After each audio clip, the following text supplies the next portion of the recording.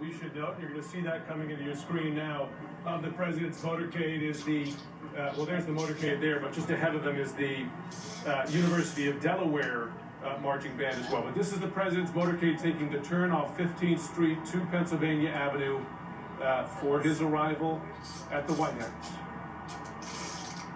The University of Delaware Marching Band, obviously an homage to the president from Delaware. Kate Bennett is also out there. Kate, I believe President Biden is right near you. He is. He just turned the corner right in front of us. The Beast stopped right in front of us. The 46 on the license plate on behind the back of the vehicle. We could see the president and the first lady in the car. You can see their profiles. They stopped for a minute before they turned. The other vehicles here will contain the family, contain the vice president and the second gentleman.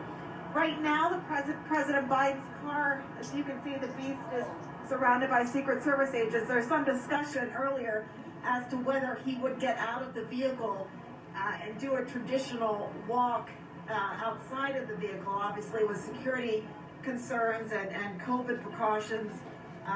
Sources were telling me this was a back and forth decision all day. We're still not sure whether or not he will get out. Guys. Yeah, I remember it was a big decision when President Obama back in 2009 got out and walked for a length of the procession because of security concerns. There were a lot of Secret Service agents and officials cautioning him not to do that, but he wanted to do that. There were obviously threats assessed at that time, and there are threats being assessed today. We are still standing here, though, and you can see the actual physical parade, not as opposed to the virtual parade that we're going to bring you, has passed by here. Brianna Keeler is out there. Brianna, what are you seeing where you are? Hi there, Jake. Where we are just seeing the president's motorcade about to approach. They appear to be in a bit of a holding pattern right now, but what I can also tell you off camera is that the University of Delaware drumline is keeping time. So we're waiting to see if there's some sort of kind of grand entrance, because this is really it. This could be the big moment that obviously we are going to see in this inauguration that is very much unlike any other inaugural parade that we have seen. So at this point in time, as the band is keeping time, we're seeing the president's motorcade pausing here right in front of the Treasury building, which is this building adjacent to the White House. And so we have this contingent of police officers and motorcycles. I thought I heard a little something. I thought I heard that they were revving up and coming ready to go. But they right now appear to be paused. We can see the press pool on a truck trying to get a shot of the president and the vice president in their motorcade. And we're just waiting really to see what happens next, Jake. All right, Brianna, let's go to Jim Sciutto, who's also out there. And Jim, obviously it's unusual, parade with very few spectators in person, although of course tens of millions of people watching around the world. No question. I mean, ashamed to some degree. The military can certainly put on a good show, and they're doing one here with purpose, right? So much symbolism here that's important about a peaceful transfer of power, a new commander-in-chief. That symbolism important, and I think we should remember the many concentric circles of security that now surround this very spot where you see the president's motorcade and the White House for real operational function from the U.S. military to make this moment not only historic and traditional, but safe. You're hearing me now, what you're hearing in the background there, that's the University of Delaware Marching Band making its way now in front of the White House, leading the president. I believe both the University of Delaware and Howard University are participating in this parade as nods to both the president and the vice president. Kate Bennett, tell us what you're seeing out there.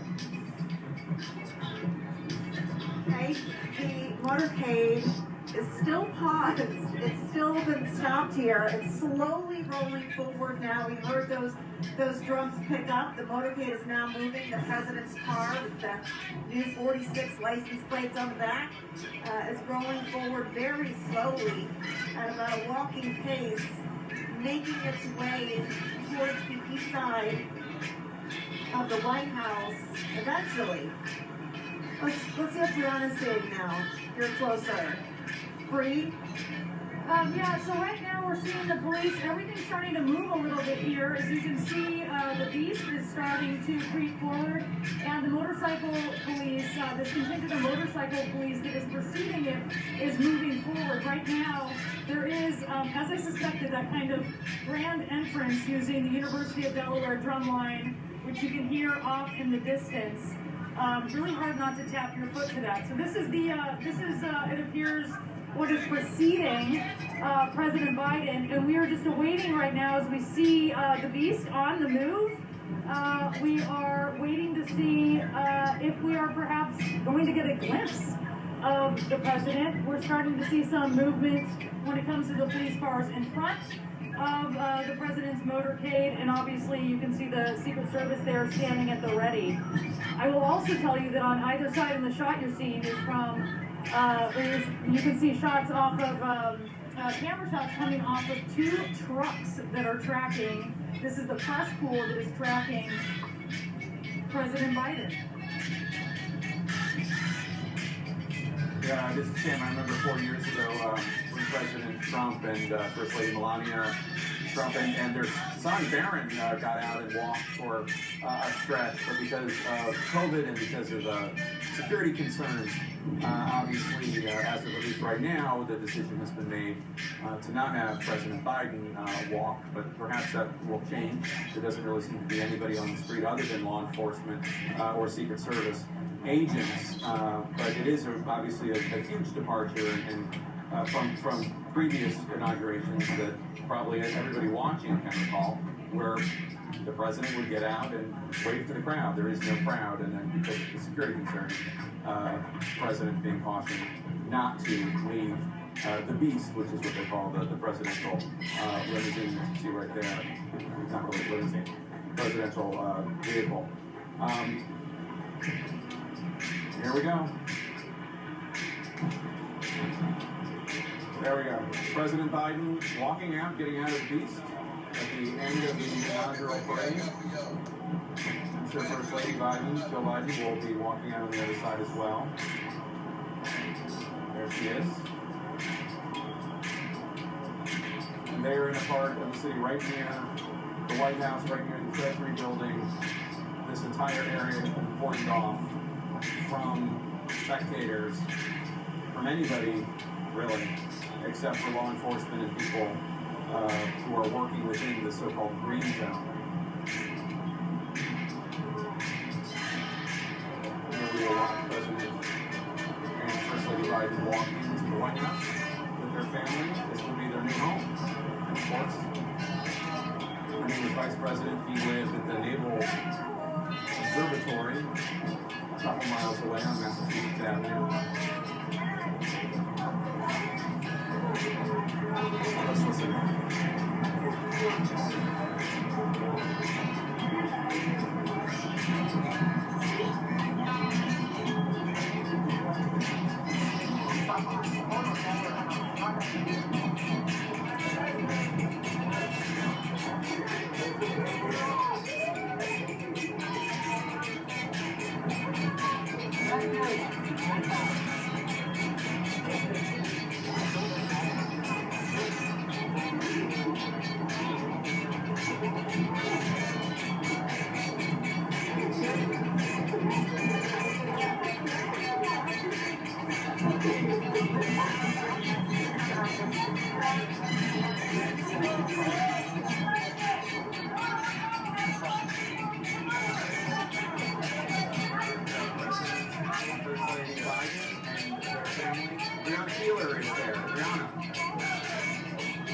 Watching President Biden right now come past our camera location with his. Hold on 1 second, dude.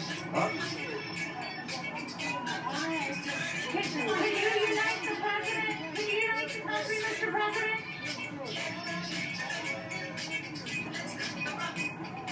All right. So just the president, Jay, coming over to give one member of the press a fist bump. Saying, keep doing what you're doing. We have some questions for him, obviously. He is not answering them. Certainly You must think there's plenty of time to do that. This being, of course, the one moment of really getting out and being seen and playing not to an audience in person, Jake, but to the cameras that are here. And he is flanked, of course, by service members from the 5 branches. And this is a very different scene. I mean, I'm struck by being here, 4 years ago and looking across the street and seeing you get to witness the first family as they partake in this procession, as they watch it after it comes through after them. And this is obviously a very different scene, but also a very important moment where the president and the vice president are seen, where they are seen on this parade route before the country in this important moment, a signifier of this transition of power. Jim Shudo, tell us what you're seeing along the parade route. Jake, you can see him there coming over. He just ran over to the side here. Mr. President, can you unite the country? It's quite a moment, Jake, because this is something we did not know we would see today, given the security concerns. We saw Mayor Bowser there as well. He just ran over to the Washington, D.C. Mayor Muriel Bowser and said hello to her. I think it's worth mentioning, Jake, emphasizing we did not know for certain we would see the president and the vice president, their extended family, have this moment outside, given the security concerns, and they've done it. Granted, in the last couple of 100 yards of their walk to the White House, but an important one. You can see him, I think, reveling in this moment, taking chances to come to the side here to see the limited crowd that is allowed to be here, frankly, a lot of the government officials and journalists, but taking that moment here to interact as he walks these final steps to the White House. Yeah, it's a pretty secure area, this last block or two in front of the Treasury Building and the White House. Let me just see if the camera's on me. I'll try to explain where they are. Obviously there's a truck with cameras on it. That's why we're able to see such close shots of the new first family. And then you can see they're walking right over there. You can see the first family over there. And I believe they're going to take a turn and walk onto the White House grounds. There they go.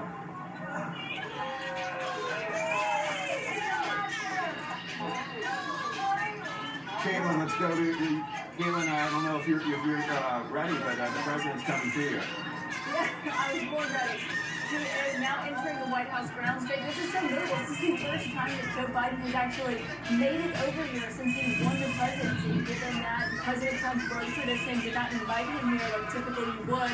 And so now here he is walking down the north lawn of the White House for the first time since he won the presidency with his family. Of course, here's the beast coming right behind me. Jake, I'm going to step back so you can see it. This is something we don't often see, a beast coming down this part of the driveway.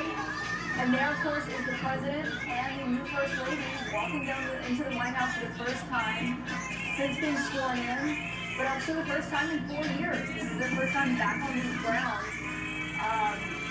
Of course, there is a band, there are flags, there are press all around him.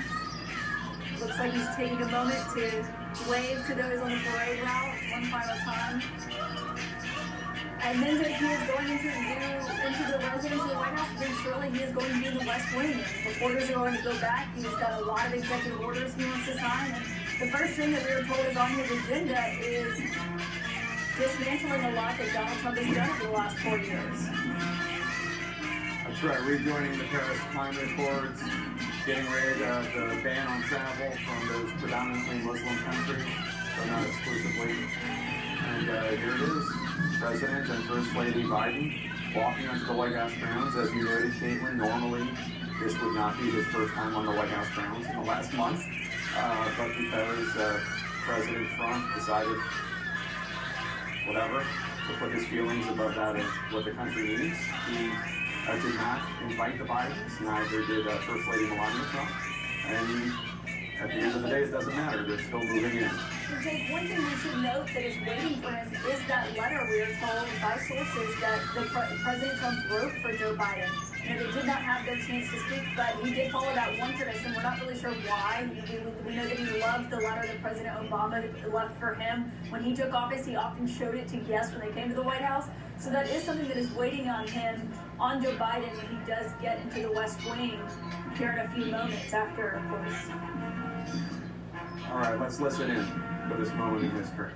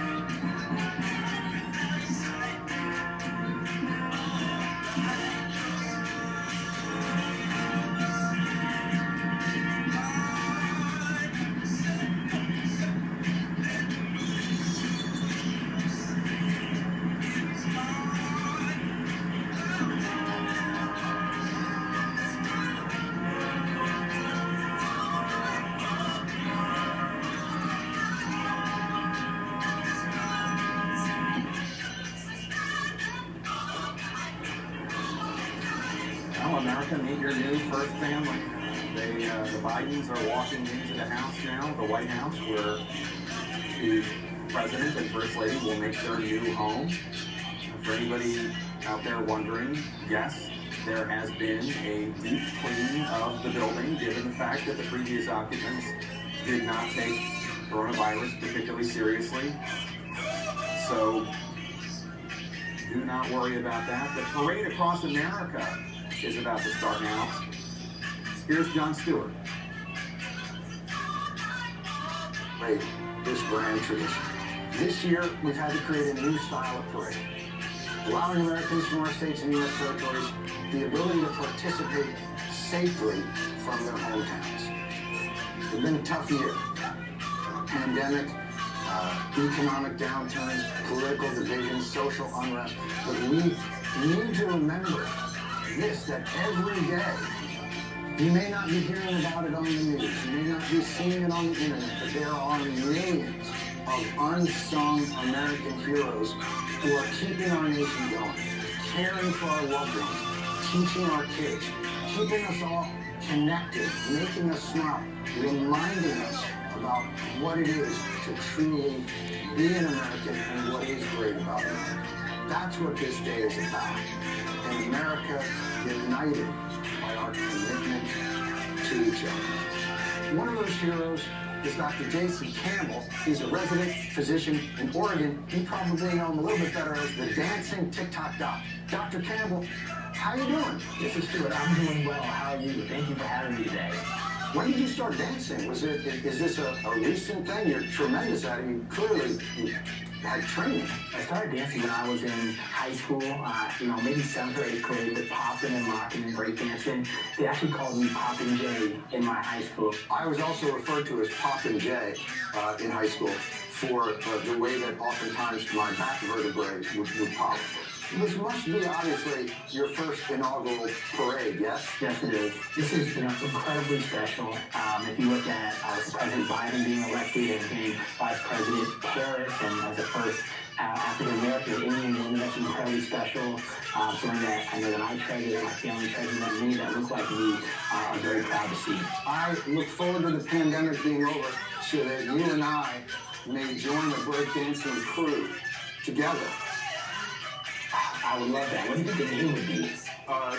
It'd probably be called The Good Dancing Doctor and the Old Man Who Looks Like He Hurt Himself. It's a long name. It's catchy. You're a good man, Dr. Campbell, and we're so delighted you were able to catch up with us, and we'll hopefully check you out later. Thank you for having me, Mr. Stewart. And so, if you will, it's time to kick off for the first time in our nation's history, and God willing, the last time we won't be able to be together. Here it is, our virtual parade across America.